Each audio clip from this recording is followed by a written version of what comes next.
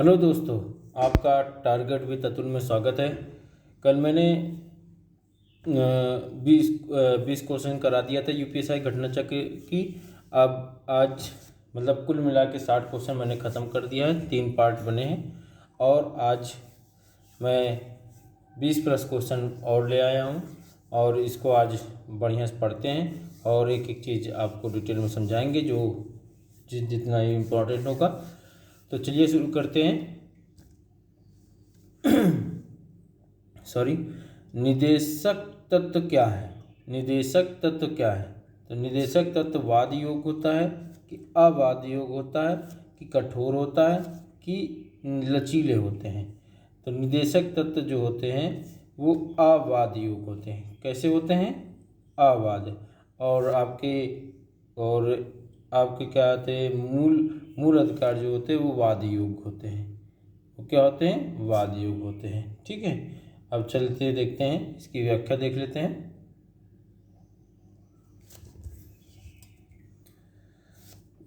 भारतीय संविधान में सामाजिक आर्थिक एजेंडे को साकारित करने के लिए वाद योग और अवाद योग दोनों तरह की व्यवस्था समाहित है, जिसमें मौलिक अधिकार वाद योग जो आपको अभी बताया मैंने और नीति निर्देशक तत्व अवाद योग होता है। आगे चलते हैं।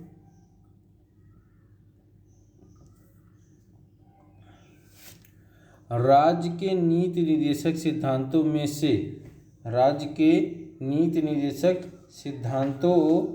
से कौन सा अनुच्छेद प्रबंधन में श्रमिक भागीदारी को सुरक्षित करने की बात करता है? श्रमिक भागीदारी की सुरक्षित की बात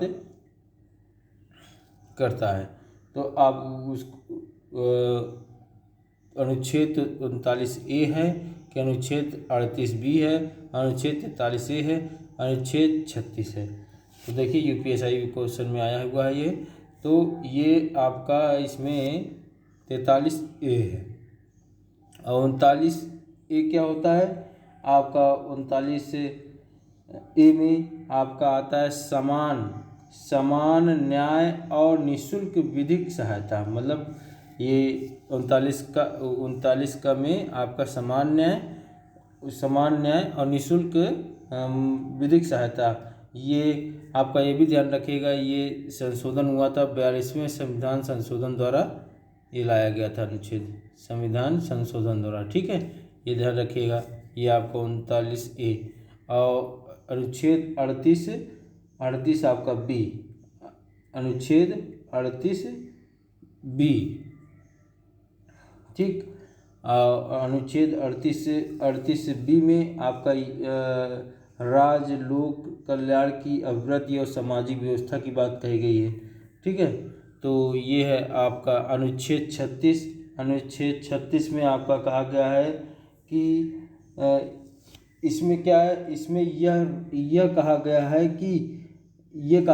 कि अनुच्छेद 12 में दी गई राज्य शब्द, जो अनुच्छेद 12 में दी गई राज्य शब्द की परिभाषा भाग 4 अर्थात नीति निर्देशक तत्व के लिए भी लागू हो गई। ठीक है, ये कहा गया इसमें। तो आप इसमें आपका आंसर ये होगा, ये श्रमिक भागीदारी को सुनिश्चित करने के लिए 43 से आपको मैंने ये पढ़ाया भी है। ठीक है, चलिए आगे चलते हैं। अब इसके बारे में पढ़ लेते हैं, इसकी व्याख्या। देखिए, भारतीय संविधान के अनुच्छेद 43A के अनुसार किसी उद्योग में लगे हुए उपक्रमों, स्थापनाओं या अन्य संगठनों के प्रबंधन में कर्मकारों का भाग लेना सुनिश्चित करने के लिए उपयुक्त विधान द्वारा किसी अन्य रीति से कदम उठाएंगे। अतः राज्य के नीति निर्देशक सिद्धांतों में से अनुच्छेद 43A प्रबंधन में श्रमिक भागीदारी की सुनिश्चित करने की बात कहता है। ठीक है, आगे बढ़ते हैं। कह रहा है निम्नलिखित में से कौन सा नीति निर्देशक तत्व है? इसमें से कौन सा नीति निर्देशक तत्व है? तो आपके जो नीति निर्देशक तत्व हैं वह कहाँ से लेके कहाँ से लेके कहाँ तक है, तो आपकी नीति निर्देश तत्व तो वो आपके हैं 36 से लेके 51 तक। 36 से लेके कहाँ तक है, 51 तक, याद रखिएगा 36 से लेके 51 तक। अब ध्यान रखिए, देखिए विधि के समझ क्षमता ये आपका 14 से 18 तक है, तो ये तो नीति निर्देश तत्व में आएगा नहीं, ये मूल अधिकार है, ये मूल अधिकार में आएगा। और आपका धर्म की स्वतंत्रता ये आपका 25 से 28 है, ये भी नहीं आएगा क्योंकि 36 से नीति निर्देश तत्व शुरू, तो ये भी मूल अधिकार है।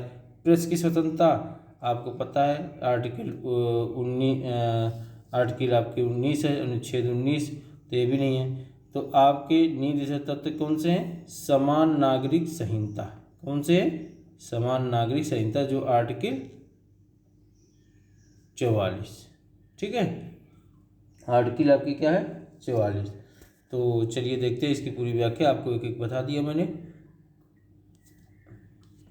संविधान के अनुच्छेद 44 के तहत राज्य द्वारा भारत के समस्त राज्य क्षेत्र में नागरिकों के लिए एक समान नागरिक संहिता कॉमन सिविल कोड प्राप्त कराने का प्रयास करना नीति निर्देशक तत्वों में शामिल किया गया है।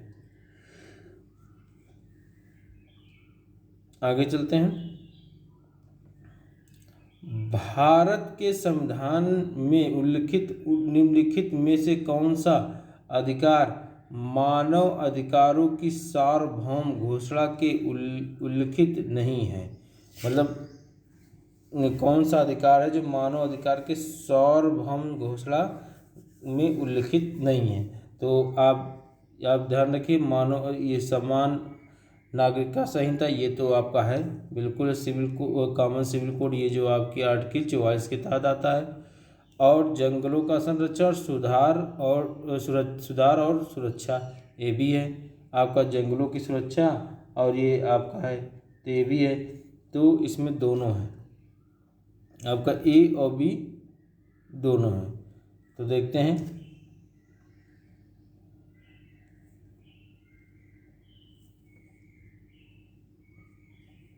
ठीक है।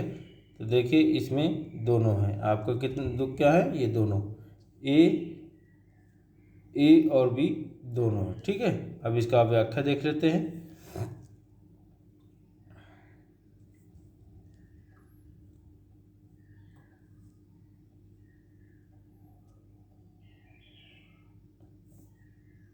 ये देखिए 10 दिसंबर 1948 को मानव अधिकारों की सार्वभौम घोषणा अंगीकार की गई। संयुक्त राष्ट्र द्वारा घोषित मानव अधिकारों की सूची में भारत के संविधान में वर्णित समान नागरिक संहिता कॉमन सिविल कोड जो है अनुच्छेद 44 एवं जंगलों का संरक्षण और सुधार और सुरक्षा आर्टिकल 48 आपका किसमें है, 48 का में यही जंगलों इसमें। अब इसका मतलब इसमें क्या क्या है कि पर्यावरण का संरक्षण तथा संवर्धन और वन जीवों की संरक्षण, ये भी देखिए, ये भी 42वें संविधान संशोधन द्वारा इस अंत स्थापित है, ठीक है। ये जो आपका आर्टिकल, ठीक है, और 48 का याद रखिएगा।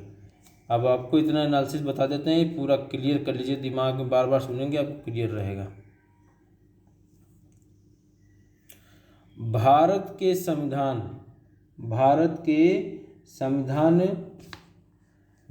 संविधान के किस अनुच्छेद में पोषण के स्तर और जीवन स्तर को बढ़ाने के लिए सार्वजनिक स्वास्थ्य में सुधार के लिए राज्य के कर्तव्य के बारे में बात की गई है। तो आपका अनुच्छेद 48 है, तो ये 18 है, तो इसमें उपाधियों का अंत की बात कही गई है। अनुच्छेद आपका 12 है, तो इसमें राज्य शब्द की परिभाषा की अनुच्छेद 12 में बात कही गई है, ठीक है। और आपका अनुच्छेद 33 जो है, इसमें बात की गई है भाग 3 द्वारा प्रदत्त अधिकारों का बलों आदि का लागू होने का उत्प्रेरण संसद दिया गया है। इसमें जो दिया गया है भाग 3 में, मतलब भाग 3 में जो है प्रदत्त अधिकारों का बलों का इसमें किया गया है। और अनुच्छेद 47 ये जो आपका आर्टिकल है इसमें पोषाहार, देखिए पोषण के स्तर, पोषाहार की बात कही गई है, जीवन स्तर की को बढ़ाने के लिए बात कही गई है और सार्वजनिक स्वास्थ्य की बात कही गई है। तो आपका इसमें आंसर हो जाएगा अनुच्छेद 47। ठीक है, आगे बढ़ते हैं, अब इसके बारे में पढ़ लेते हैं थोड़ा। भारत के संविधान के अनुच्छेद 47 में उपबंध है कि पोषाहार स्तर और जीवन स्तर को ऊंचा करने और लोक स्वास्थ्य को सुधार करना राज्य का कर्तव्य है। आगे बढ़ते हैं।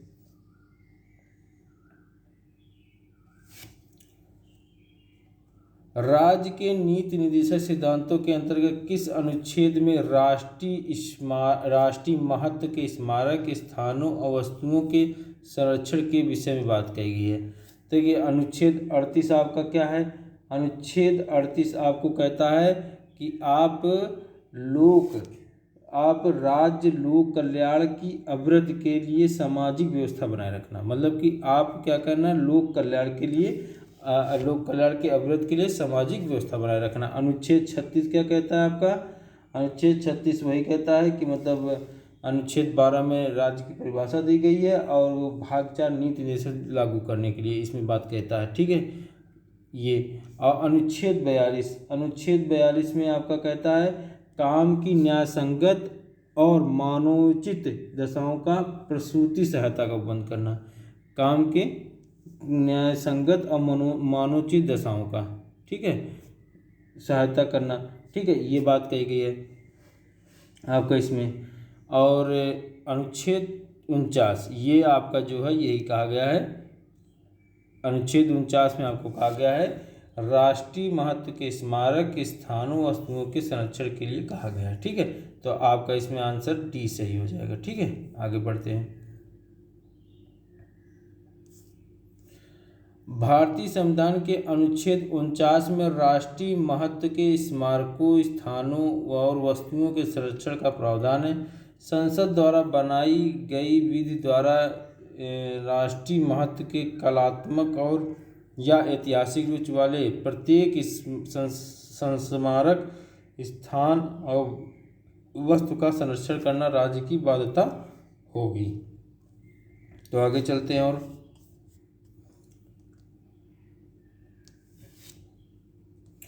राज्य के नीति निर्देशक सिद्धांत एक ऐसा चेक है जो बैंक की सुविधानुसार अदा किया जाता है, मतलब बैंक की राज्य निर्देशक ऐसा चेक है जो बैंक होता है उसके सुविधा अनुसार अदा की जाती है। ये उसका कहने का मतलब है। के.टी. शाह ने कहा था।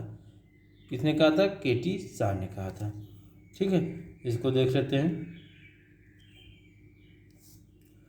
के.टी. शाह ने कहा था कि राज्य के नीति निर्देशक सिद्धांत एक ऐसा चेक है जो बैंक की सुविधा अनुसार अदा की जाती है। याद करिएगा, ये स्टेटमेंट है, ये याद रहेंगे तो और अच्छी बात है।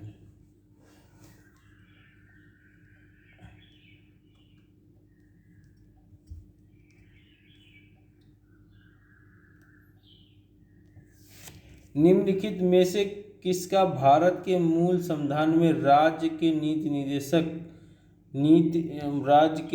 के एक निर्देशक सिद्धांत के रूप में उल्लेख नहीं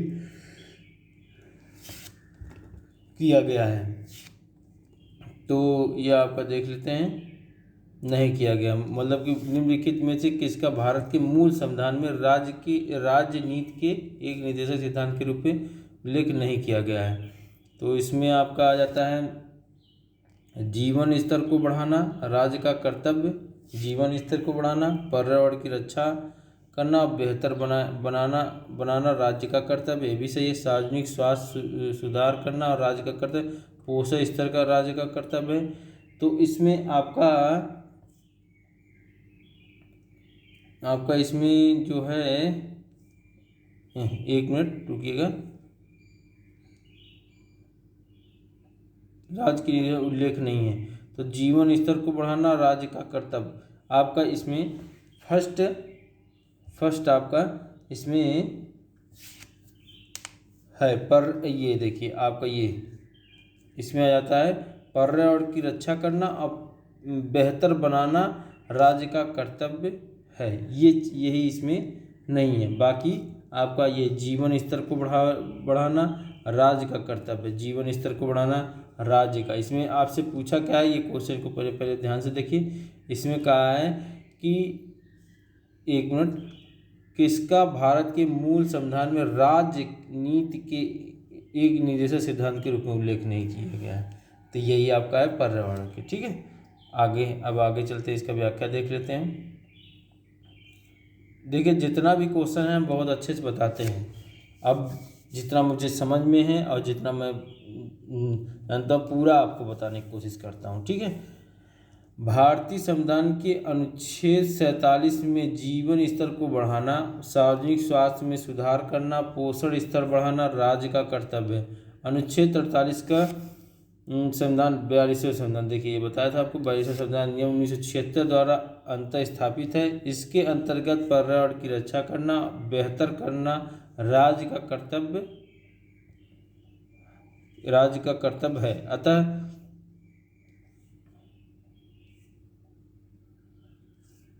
अतः ये देखिए विकल्प बी को भारत के मूल संविधान में उल्लेख नहीं किया गया, यही मतलब इसमें यही पूछा था कि उल्लेख नहीं किया गया तो पर्यावरण, बाकी तीनों आपका है। ठीक है, आगे बढ़ते हैं।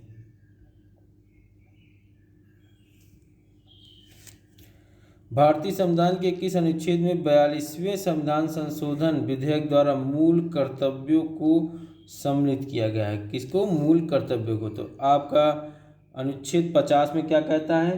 तो अनुच्छेद 50 आपका कहता है कार्यपालिका से न्यायपालिका का पृथक्करण यानी अलग होना। ठीक है, कार्यपालिका से न्यायपालिका का अलग होना। ठीक, ये आपका अनुच्छेद 50 कहता है। अनुच्छेद 52 आपका कहता है भारत का राष्ट्रपति होगा। याद रखिएगा, भारत का राष्ट्रपति होगा। ठीक है, ये कहा गया है। अनुच्छेद 53 में आपका कहा गया है संघ की कार्यपालिका शक्ति होगी, संघ की कार्यपालिका शक्ति होगी। ठीक है, ये कहा गया है। और आपका अनुच्छेद 51 ये मूल कर्तव्य है। तो यह आपका यही ऑप्शन सही है, मूल कर्तव्य। ठीक है, आपको एक मैं आर्टिकल समझाता हूँ, उसको बाकायदा देखिए। मैं उसको पहले आपको बढ़िया से एक एक चीज़ की कौन सी आर्टिकल क्या कही है, अनुच्छेद 50 का क्या कहा है, अनुच्छेद 52 क्या कहा है, सब मैं समझाता हूँ। ठीक है, चलिए आगे पढ़ते हैं। भारतीय संविधान के अनुच्छेद 51 का में 42वें संविधान संशोधन विधेयक द्वारा मूल कर्तव्यों को सम्मिलित किया गया है। वर्तमान में मूल कर्तव्यों की संख्या 11 है। ठीक है,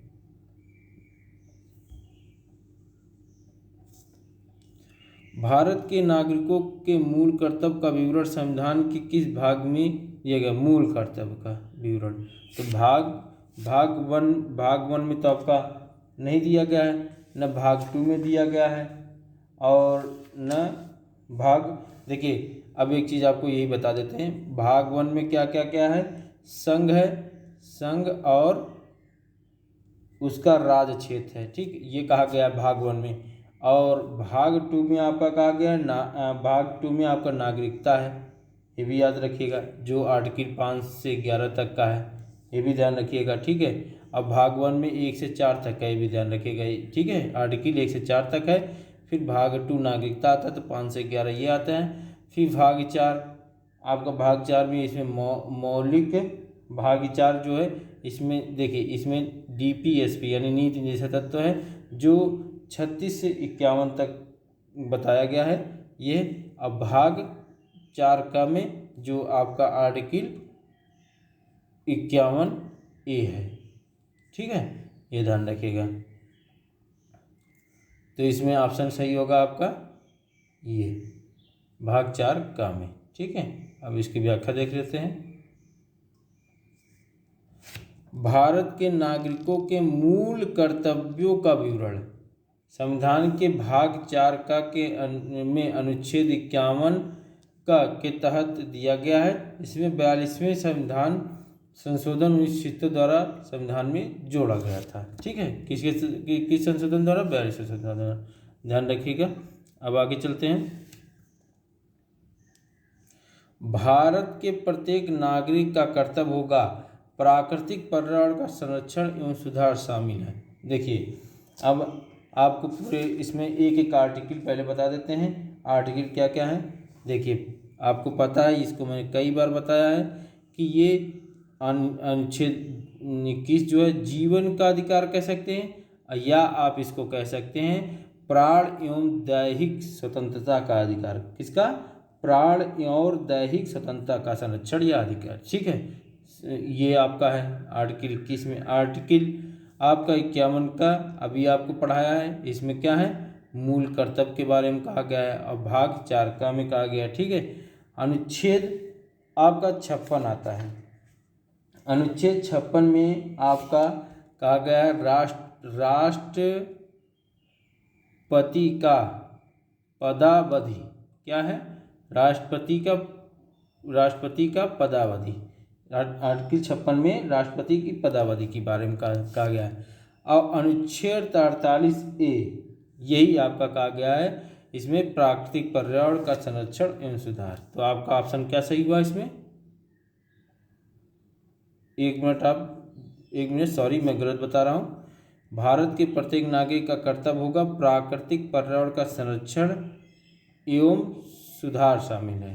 तो भारत के मतलब संरक्षण और सुधार शामिल है। अच्छा है, ठीक।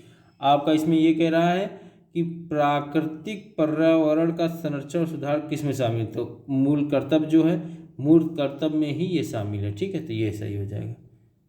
आपको इसमें मूल कर्तव्य में ही शामिल है, जो 11 मूल कर्तव्य है उसमें ये कहा गया है। ठीक है, ये बात, ये क्वेश्चन का अर्थ है इसमें। आप इसमें 48A न लगा दीजिएगा, नहीं गलत हो जाएगा।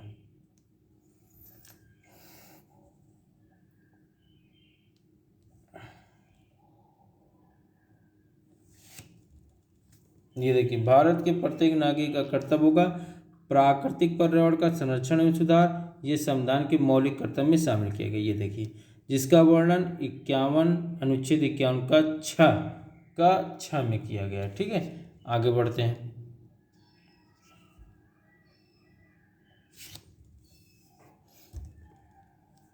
निम्नलिखित बयानों में से कौन सा राज्य के नीति निर्देशक सिद्धांतों के संबंध में सही है? तो आप इसको पूरा पढ़ लेते हैं। पहला है राज्य के निर्देशक सिद्धांतों में सही है। निर्देशक सिद्धांतों और मौलिक अधिकारों के बीच टकराव के मामले में निर्देशक सिद्धांत का अदालत में वर्चस्व होगा। निर्देशक सिद्धांत का वर्चस्व, ये मेरे हिसाब से गलत है, ये नहीं हो सकता।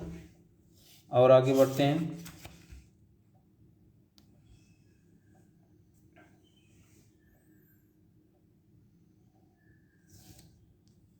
मौलिक अधिकार असीम नहीं है और नागरिक उचित प्रतिबंधों के अधीन है।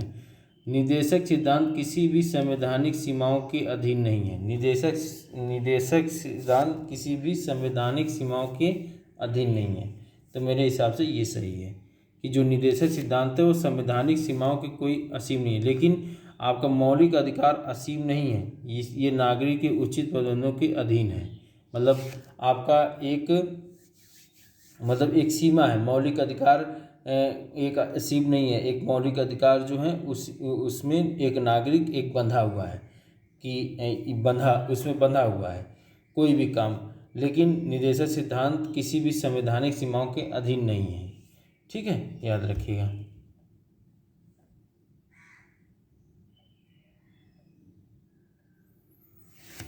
अब इसके बारे में पढ़ लेते हैं। संविधान राज्य के नीति निर्देशक तत्व निर्धारित करता है, यद्यपि ये न्यायालय में कानून न्यायोचित नहीं ठहराया जा सकते।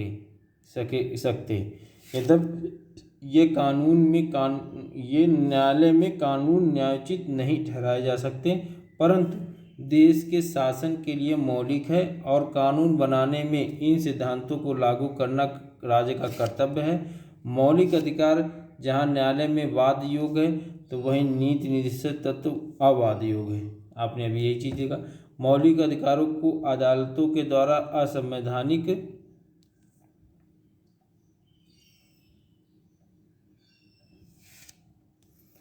असंवैधानिक या अवैध घोषित कर प्रतिबंध किया जा सकता है। मौलिक वहीं निदेशक सिद्धांतों को अदालतों के द्वारा असंवैधानिक या अवैध घोषित कर प्रतिबंधित नहीं किया जा सकता। हालांकि न्यायालय किसी भी कानून की वैधता को इस आधार पर बरकरार रख सकते हैं कि उसे किसी निर्देश के प्रभाव को बढ़ाने के लिए अधिनियमित किया गया है। आप देखिए ये क्वेश्चन कितना एक तरफ से देखा जाए तो टफ है। एक यूपीएससी में क्वेश्चन आया हुआ है ये क्वेश्चन, तो एक तरफ से इसको देखा जाए तो बहुत टफ क्वेश्चन इन्होंने बनाया। तो इस तरह के क्वेश्चन अंदर तक जा रहे हैं। अब इन क्वेश्चनों को आप अच्छे से डीपली तरीके से थोड़ा सा अच्छा नहीं पढ़ेंगे तो फिर क्लियर नहीं होगा।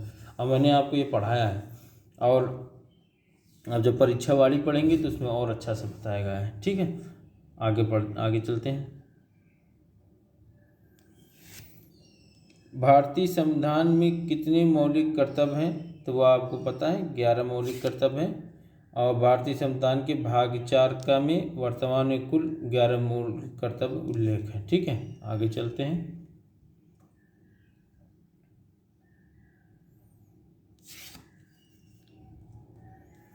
निम्नलिखित में से कौन एक सुमेलित नहीं है?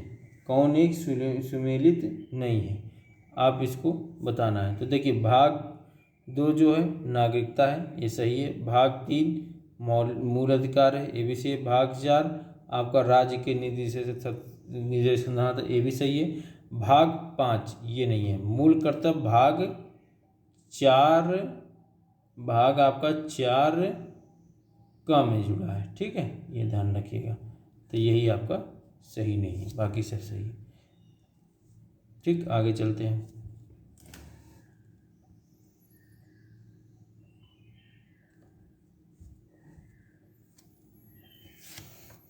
बयालीसवें संविधान संशोधन द्वारा संविधान के भाग 4 के पश्चात एक नया भाग 4A जोड़कर नागरिकों के मूल कर्तव्य को समाविष्ट किया गया है। सॉरी, आगे चलते हैं। भारत के संविधान में शामिल राज्य नीति निर्देशक सिद्धांतों की अवधारणा है किसके संविधान से लिया गया है? ये आपका पता है कि आयरलैंड से लिया गया है। और यूएसए से क्या लिया गया है? आपका उपराष्ट्रपति हो गया, मूल अधिकार हो गया, आपका यहीं से लिया गया है। ठीक है, आयरलैंड से, कनाडा से, आप ऑस्ट्रेलिया से समवर्ती सूची लिया गया है आपका। ठीक है, आगे चलते हैं।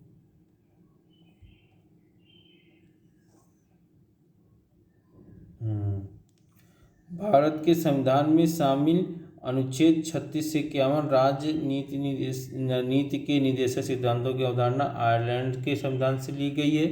ऑस्ट्रेलिया के संविधान से समवर्ती सूची, ये देखिए। यूएसए के संविधान से मूल अधिकार, आपको उपराष्ट्रपति का भी लिया गया। कनाडा की ये संघी, यही मैं बता नहीं पा रहा था, संघी व्यवस्था की अवधारणा दी गई है। चलिए ठीक है, आगे आपको एक एक चीज़ एनालिसिस, इसीलिए चारों ऑप्शन आपको एनालिसिस कराता हूँ। संविधान का कौन सा भाग राज्य नीति निर्देशक सिद्धांतों से संबंधित है? तो आपका देखिए भाग जो 3 है ये आपका मूल अधिकार से संबंधित है। भाग 1 जो है आपका संघ और राज्य के क्षेत्र से संबंधित है ये। भाग 2 आपका है नागरिकता से। तो भाग 4 जो आपका बचता है ये आपका नीति निर्देशक। ठीक है, कौन किसे? ये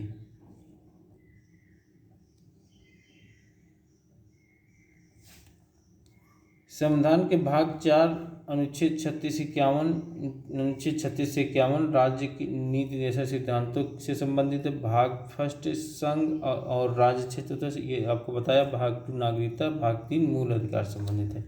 ठीक है, आगे बढ़ते हैं। हमारे संविधान में निर्देशक सिद्धांत है कानूनी न्यायालयों द्वारा प्रवर्तनीय है, अर्ध प्रवर्तनीय है, आंशिक रूप से प्रवर्तनीय है कि कानूनी अदालतों द्वारा अपवर्तनीय है। तो कानूनी अदालतों द्वारा अपवर्तनीय, जिसे हम बोलते हैं अवाद योग है। ये कानूनी मतलब कानूनी नहीं है इसमें, कानूनी नहीं है इसमें, ठीक है, यही बात इसमें कह रहा है। अब इसको पढ़ लेते हैं। संविधान में उल्लिखित नीति निर्देशक सिद्धांतों का उद्देश्य आर्थिक और सामाजिक लोकतंत्र की स्थापना करना है। संविधान के अनुच्छेद 36 से 51 तक में निहित इन सिद्धांतों के संबंध में राज्य का कर्तव्य होगा कि वह प्रशासन और विधि निर्माण में इनका अनुसरण करें। इसके बावजूद ये सिद्धांत न्यायालय द्वारा प्रवर्तनीय नहीं है, ठीक है। आगे,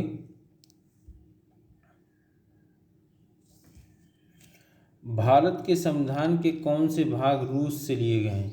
तो आपका एक दिया है पंचवर्षीय योजना, मौलिक अधिकार, अमौलिक दायित्व। तो देखिए आपका मौलिक अधिकार जो है ये तो आपका यूएसए से लिया गया है, ये रूस से लिया ही नहीं गया है।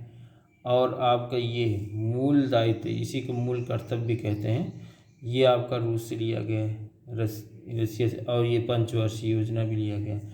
तो आपका पी और आर, ये ऑप्शन सी सही है, ठीक है। ये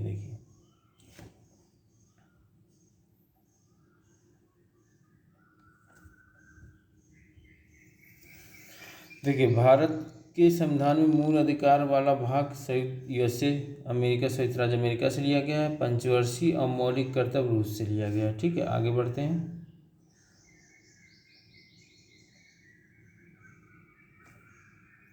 निम्नलिखित में से कौन सा वक्तव्य अंतर्राष्ट्रीय शांति और सुरक्षा की अभिवृद्धि के उद्देश्य से भारतीय संविधान में स्थित राज्यों के नीति निर्देशक सिद्धांत में विनिर्दिष्ट रूप से उल्लिखित है?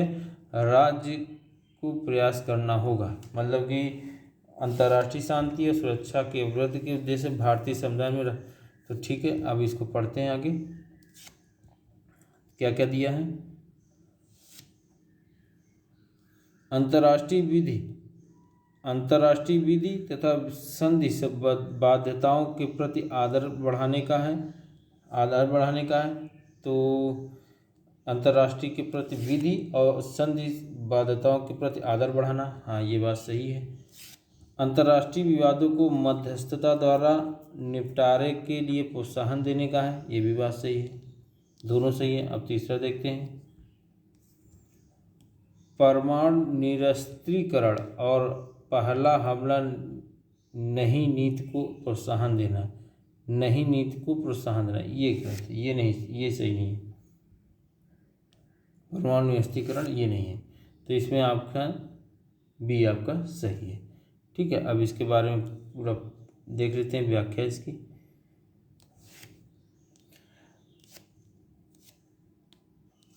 राज्य के नीति निर्देशक सिद्धांतों को भारतीय संविधान में शामिल किए जाने का उद्देश्य है सामाजिक और आर्थिक प्रजातंत्र को स्थापित करना।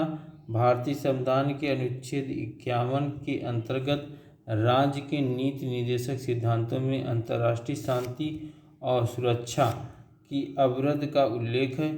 इसके अनुसार राज्य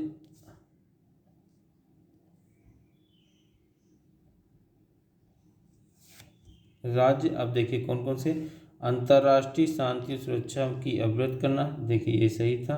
राज्यों के बीच न्यायसंगत और सम्मानपूर्ण संबंधों को बनाए रखना, ये भी है। और आपका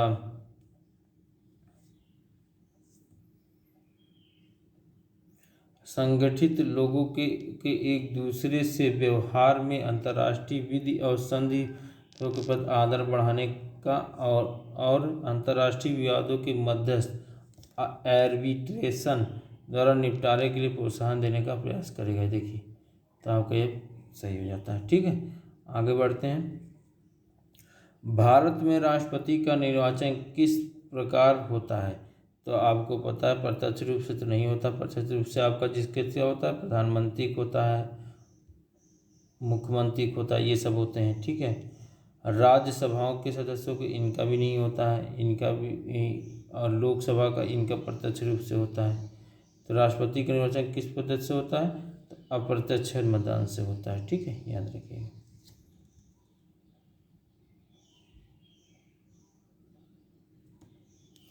भारत में राष्ट्रपति का निर्वाचन आनुपातिक प्रतिनिधित्व पद्धति के अनुसार एकल संक्रमणी मत प्रणाली द्वारा होता है और ऐसे निर्वाचन में मतदान गुप्त होता है। अनुच्छेद 54 के अनुसार निर्वाचक गणों में संसद के दोनों सदनों के निर्वाचित सदस्य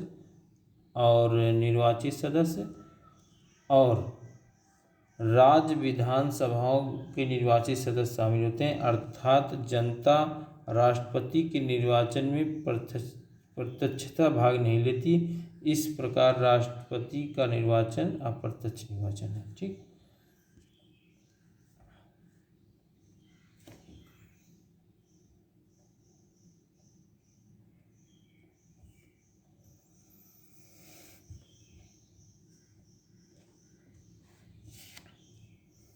आगे देखते हैं।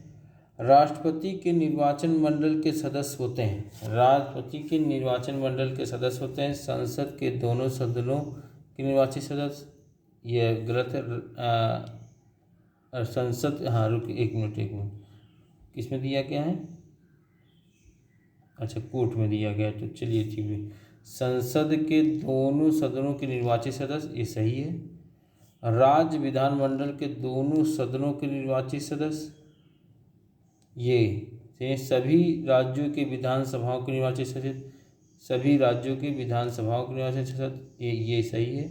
आपका दिल्ली और पांडिचेरी के विधानसभाओं के निर्वाचित सदस्य, तो पहला, तीसरा, चौथा ये आपका सही है। कौन कौन सा सही है? पहला, तीसरा, चौथा। देखिए आपका ये सही है। अब आगे पढ़ लेते हैं इसको। संविधान के अनुच्छेद 54 राष्ट्रपति के निर्वाचन मंडल के सदस्यों का प्रावधान करता है, जिसमें सदस्य होते हैं संसद के दोनों सदनों के निर्वाचित सदस्य, राज्यों की विधानसभाओं के निर्वाचित सदस्य, दिल्ली और पांडिचेरी विधानसभाओं के निर्वाचित सदस्य, जो 70वें संविधान संशोधन 1952 द्वारा अंतः स्थापित था। ठीक है, चलिए आगे बढ़ते हैं।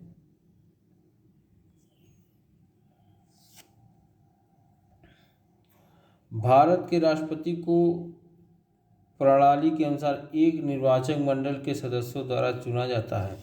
तो भारत के राष्ट्रपति को एकल हस्तांतरणीय मत के माध्यम या से अनुपातिक प्रतिनिधि द्वारा यही चुना जाता है। यही सही है आपका। अब बाकी जन निर्वाचित प्रत्याशी ये गलत है, एकल गैर हस्तांतरित मत ये भी गलत, संपूर्ण मतदान ये भी गलत है। ठीक है, आगे चलते हैं। सब क्वेश्चन यूपीएससी में आए हुए हैं। ठीक है, इनको ध्यान रखिएगा। अब देखिए, भारतीय संविधान के अनुच्छेद 55(3) के अंतर्गत राष्ट्रपति का निर्वाचन अनुपातिक प्रतिनिधित्व पद्धति के अनुसार एकल संक्रमणी मत द्वारा ऐसे निर्वाचन में मतदान गुप्त होगा। अनुच्छेद 54 के अनुसार राष्ट्रपति का निर्वाचन एक निर्वाचन मंडल द्वारा होगा। राष्ट्रपति के निर्वाचन मंडल में संसद के दोनों सदनों के निर्वाचित सदस्य, राज्य विधानसभाओं के निर्वाचित सदस्य, दिल्ली एवं और पुडुचेरी की विधानसभाओं के निर्वाचित सदस्य शामिल होते हैं। ठीक है, आगे बढ़ते हैं।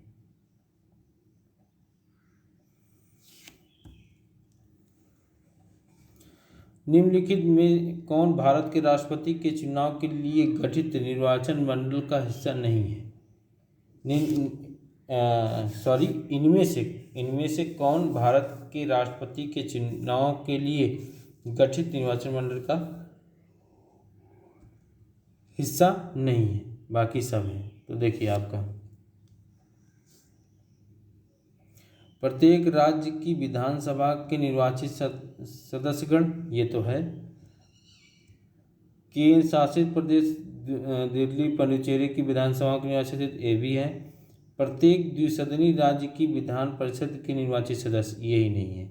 द्विसदनी राज्य की विधान परिषद के सदस्य के निर्वाचन राष्ट्रपति में शामिल नहीं होते हैं। ठीक है, तो इसमें बी आपका सही होगा।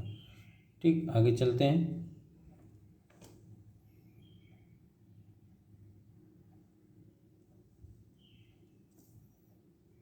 राष्ट्रपति के चुनाव के लिए निर्वाचक मंडल में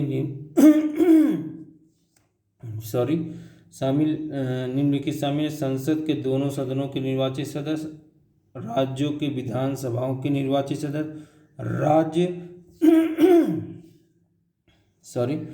राज्य शब्द में राष्ट्रीय राजधानी क्षेत्र दिल्ली और पुडुचेरी शामिल है।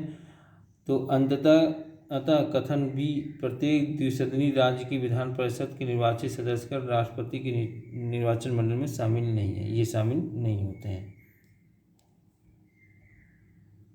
आगे चलते हैं।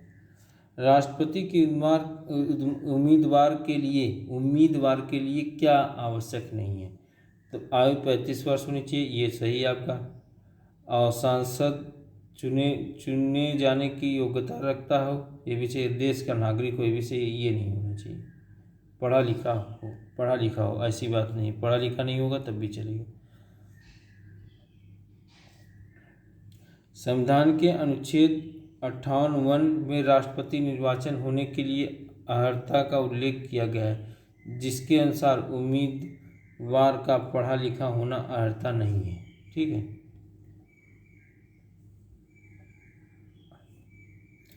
अगर भारत के राष्ट्रपति के चुनाव में कोई विवाद है तो उस विवाद को सौंपा जा सकता है भारत के महाधिवक्ता को, ये गलत, संसद को, ये भी गलत है, भारत के सर्वोच्च न्यायालय को, इन्हीं को सौंपा जा सकता है।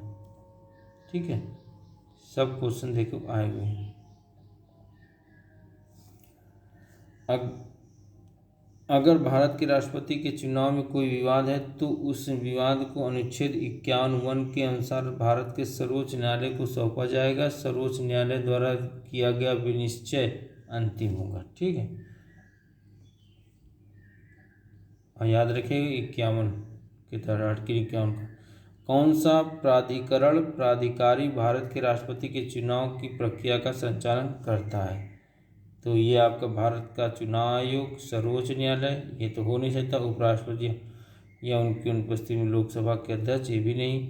भारत के मुख्य न्यायाधीश, ये भी नहीं। तो ये आपका कौन करता है? ये आपका करता है चुनाव आयोग। ठीक, अब इसके बारे में पढ़ लेते हैं। भारत का चुनाव आयोग भारत के राष्ट्रपति के चुनाव की प्रक्रिया का संचालन करता है। भारत के राष्ट्रपति का चुनाव अनुच्छेद 55 के अनुसार आनुपातिक प्रतिनिधित्व प्रणाली और एकल संक्रमणित पद्धति द्वारा होता है। ठीक है, तो चलिए आज मैंने 25+ क्वेश्चन कराए हैं और इन सब क्वेश्चनों को बढ़िया से पढ़िएगा और बहुत अच्छे से तैयार करिएगा। मैंने एक एक चीज़ आर्टिकल जो भी ऑप्शन दिए रहते हैं मैं उसको क्लियर कराता हूँ, और जो आर्टिकल थ्योरी में दी रहती है उसको भी मैं क्लियर कराता हूँ, और इसको बार बार पढ़िएगा, आपका पूरा तैयार रहेगा और अच्छे से आप कर पाएंगे। तो मेरे चैनल को सब्सक्राइब कर लीजिए, लाइक कर दीजिए, शेयर कर दीजिए, और इससे मुझे प्रोत्साहन मिलता है कि मैं और भी अच्छा बनाऊँ, UPSI की तैयारी अच्छे से कराऊँ। तो चलिए, तो आज इतना ही। जय हिंद, जय भारत, नमस्कार।